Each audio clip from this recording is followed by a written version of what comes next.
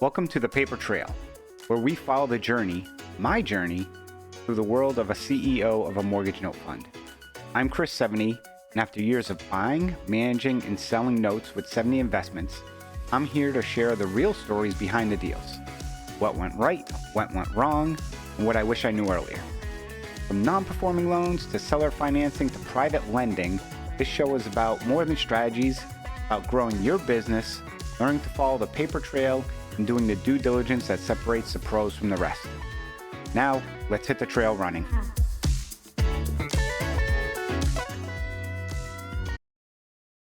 Welcome back, everybody. Today, I want to talk about deals you don't do and how due diligence can save you tens or even hundreds of thousands of dollars. You hear many people who've been around real estate, and I've aged myself and say I've been 28 years in real estate, and some of the best deals you'll ever do are the ones that you don't close. So today's episode is about one of those. A deal that looked promising on the surface, but once we really dug into all the details, it was pretty clear this one was a extended lawsuit, rip your hair out, kicking and screaming child from pulling them out of Disney World type of fight. And I want to walk through how we caught it. Why walking away sometimes is the smartest move that you can make. Let's talk about the deal on paper. The non-performing note that was a construction loan. It was part of a large pool we were looking at. And the house was 50% complete. And the tape, which is the Excel spreadsheet, noted borrower slow on progress, needed more time / extension. So when you see that, you're thinking, okay, and this was an area that had been hit by a storm, so the house wasn't impacted by it, but the area was. So looking at it, at first glance, typical rescue situation, you give the person more time, maybe collect some extension fees, buy it at a discount, and let them finish the build, and then sell it back on the open market. That's typical what can happen in these situations. We've seen this and done this on many occasions. Let's peel back that onion a little bit and talk about what the due diligence told us. So we get the collateral file. We start digging into the information and the servicing notes. And the servicing notes had comments in there about an HOA lawsuit. HOA had filed a lawsuit. No paperwork or documentation within the collateral about this, but it was in the servicing notes. Mechanics liens were in the servicing notes. So we definitely wanted to pull title, see what was going on with those. There's comments about permit issues and other items that really made this one be very hot, very hairy, I should say. And as we started digging through this, essentially our first inclination is, okay, a lawsuit with the HOA is not something you want to be in. Sometimes HOAs can demand the entire property be torn down and rebuilt. And then as a lender, you really aren't going to recover from that. Dive into a little bit about what the due diligence documentation really showed us. So first, a lot of sloppy note and mortgage documentation. And I say that because there's a loan agreement with the borrowers, and they had an LLC with 3 members and a husband, wife, and a third person, which I think was a child. And the personal guarantee, they only had the child sign, which A is, okay, throw them under the bus, but in the same token, a 22-year-old kid doesn't have any assets, whereas the parents had 5 or 6 other properties. So that was red flag number one when we were looking at this documentation and who was underwriting this. And clearly, it appeared this was an institution that uses a lot of brokers. And we see this a lot on these types of loans. Brokers just push a deal through and get their commission. And the lender sometimes has no idea what they're really doing. They're just trying to get the money out the door. So we dive into due diligence.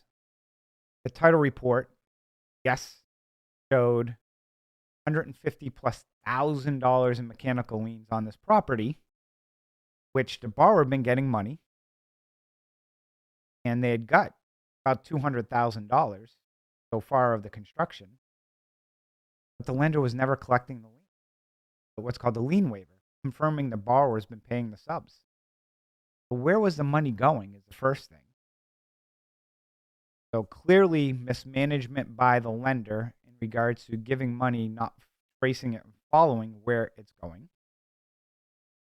Then we got copies of the lawsuits from the HOA and what was really going on. And what happened is the borrower actually owns a home like 3 houses over within this community. And the property is owned by one of their LLCs. And they went and got a building permit in a specific name, but it didn't match the owner of the property. Because they, on the building permit, which I don't know how this got by, they basically said XYZ owns a property, XYZ is getting the permit, which as a homeowner, yes, you can pull your own permit. The problem is the city never confirmed that they actually own the property. So let me give an example. I say I own 123 Main Street, which I don't. My 70 Investments owns it. I go and pull a permit under Chris 70, say I'm the GC, as an owner getting the permit. Because Chris 70 doesn't have a license. But actually, I don't own the property. So, city screwed up there. The lender, again, clearly should have picked this up. Did not. The HOA picked it up. The HOA turned around and sued and said, I'm out. You're building this thing as with an unlicensed contractor. You, not an owner occupant, and the person also was a GC, which was an unlicensed GC as well. So clearly a huge convoluted issue. So we ask the seller of the note, hey, we need more information on this. We're digging in. And at this point, we already know we're walking, but let's get the information more for educational purposes. This is sometimes not a bad thing, people, where like you look at something and you're going to walk on a deal. I'll ask for some information. Now, I wouldn't say go spend all this money. Ask for the information because it's a learning experience. We're digging in and getting all this information. And the sellers, the HOA is willing to work with you. So you could go foreclose on this thing and just finish the construction yourself. I don't know how many note investors out there have experience with new build construction. Actually, one. But people, when they get in note investing, get into it because they don't want to be responsible for the tenants, the toilets, and the termites. So why on God's green earth would a note investor want to take over a half-built property unless they have experience with it and they're getting it at a ridiculous discount? I will say, yes, we have done this in the past on a property that was a little bit cleaner, but also a property that, I'll give rough numbers, the builder probably spent $1.5 million in construction on the property that you get for 25 to 30 cents on the dollar. In this instance, they were like 50 to 60 cents on the dollar, which still not worth it. But even if it was, there were just so many issues. But what also really gave me a lot of hesitation was the person that was doing this, what experience did they have?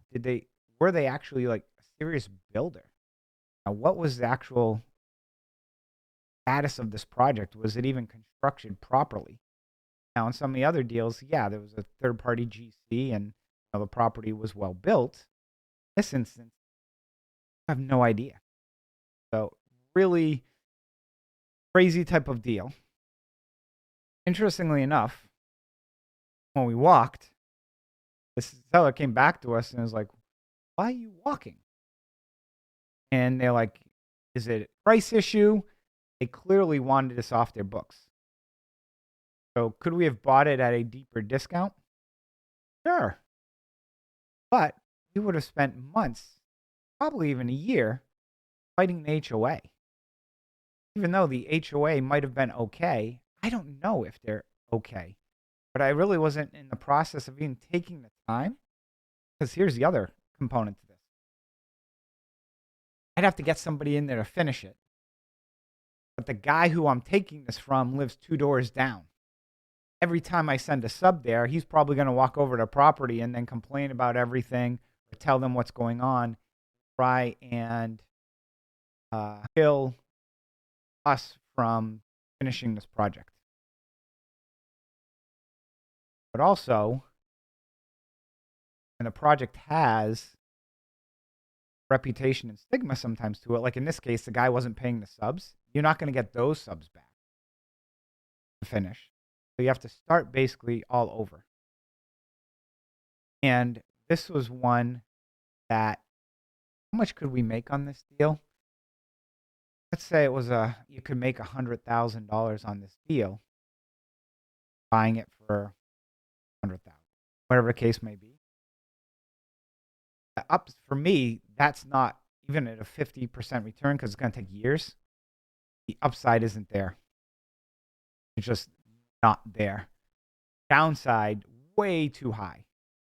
Why would I want to take one of our asset managers and also myself, because I'm the one with the most experience on the construction side of things, suck our time away on a $400,000 home at the end of the day to fight this fight? Well, that's one thing also, that when you're looking at some of these super hairy deals, or you're looking at something that is a lower value asset, understand the time it's going to take. Early in my career, this is one of the mistakes I would make, is I would try and squeeze every penny out of every deal, realizing I was spending way too much time and effort on that one deal, basically not make anything, where if I just let it go, even if I lost a few bucks, spend that time on the other assets, be much better off. For example, I'll watch a video this weekend on management and team efficiency. And what they're talking about is how people sometimes spend too much time on stuff they're bad at, trying to get better at it, and compared to spending time on stuff they love that they're good at to get great at it. And most people do the former, where you really should be doing the latter. Take what you're good at and be great at it. The stuff that, excuse the phrase, you suck at, get some help or find somebody that enjoys doing that. That's how you build a great team, is not by doing everything, but understanding what is the most efficient and best use of time for everybody. This is why, in this instance, we acknowledge that, walked away. And also, just remember, there's a difference between buying a challenge, in this case, buying a lawsuit. Because I looked at this, that we would have been buying a lawsuit. Fast. Honestly, without hesitation.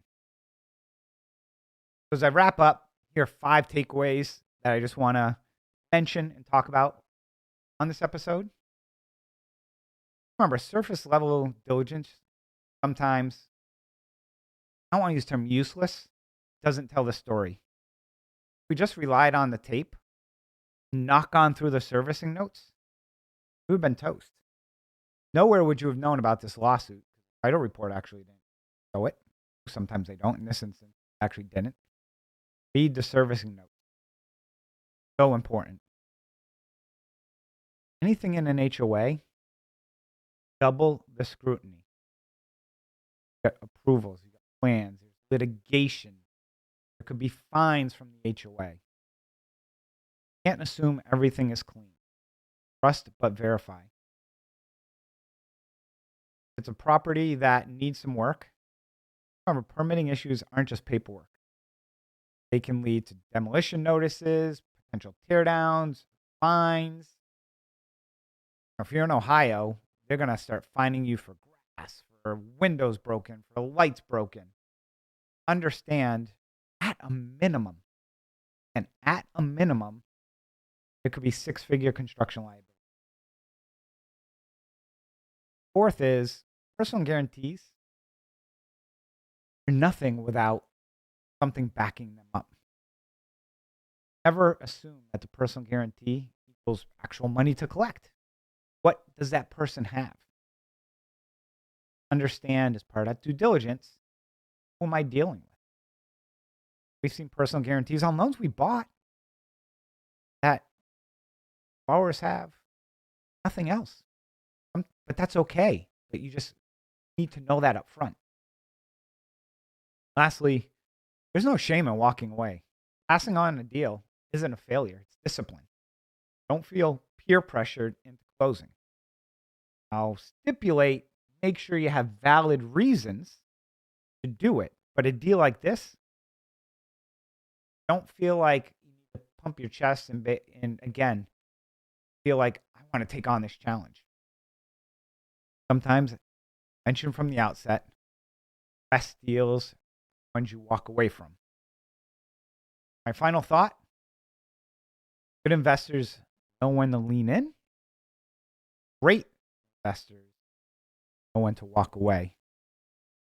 His business, saying no at the right time, save you more money and sanity than a dozen good note purchases. Thanks for listening. If you want to see some real world case studies of deals we closed, as well as the ones we walked away from, head over to 70investments.com. We just don't always show the wins. We also show hard decisions, because those are where real investors.